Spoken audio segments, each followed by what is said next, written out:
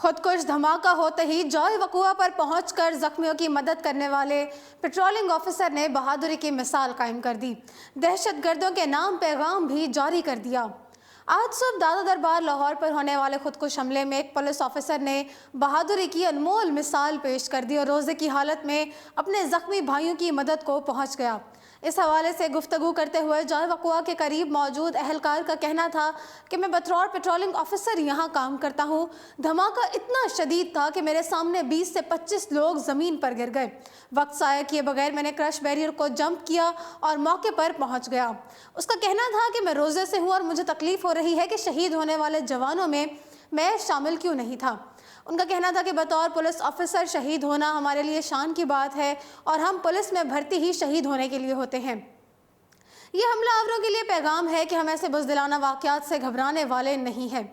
उनका कहना था कि हम घर से निकलते ही शहीद होने के लिए हैं और हमारे सीने हाजिर हैं। वाज़ेह रहे कि दाता दरबार के करीब होने वाले खुदकुश धमाके में अब तक 8 अफराद शहीद हो चुके हैं, जिनमें 5 पुलिस अहलकार शामिल हैं। इस हवाले से DIG ऑपरेशन आरिफ नवाज का कहना है कि धमाके में 7 से 8 किलो बारूदी मवाद शामिल था। खुदकुश हमला आवर का टारगेट पुलिस अहलकार थे। दाता दरबार और मुल्हका इलाकों में सर्च ऑपरेशन भी किया जा रहा है, जिसके नतीजे में 10 मुश्तबा अफराद को हिरासत में ले लिया गया है, जबकि खुदकुश हमला आवर के सहूलतकारों को तलाश करने के लिए भी छापे मारे जा रहे हैं। DG ऑपरेशन का मजीद कहना है कि धमाका सुबह 8:45 पर हुआ। ये बहुत अफसोसनाक वाक़या है। दाता दरबार के हवाले से कोई थ्रेट मौजूद नहीं था। उन्होंने कहा कि इससे कबल भी लाहौर पुलिस के 306 जवान शहीद हो चुके हैं। महकमा पुलिस अपने जवानों की कुर्बानियाँ दे रहा है। उन्होंने बताया कि दाता दरबार के बाहर धमाके में जहाँ बहक अफराद की तादाद 8 हो गई है, जबकि 25 अफराद ज़ख्मी हैं।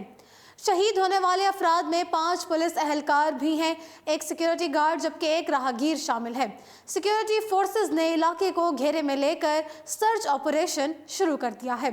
फिलवक्त इतना ही। मजीद अपडेट्स के लिए देखते रहिए उर्दू पॉइंट।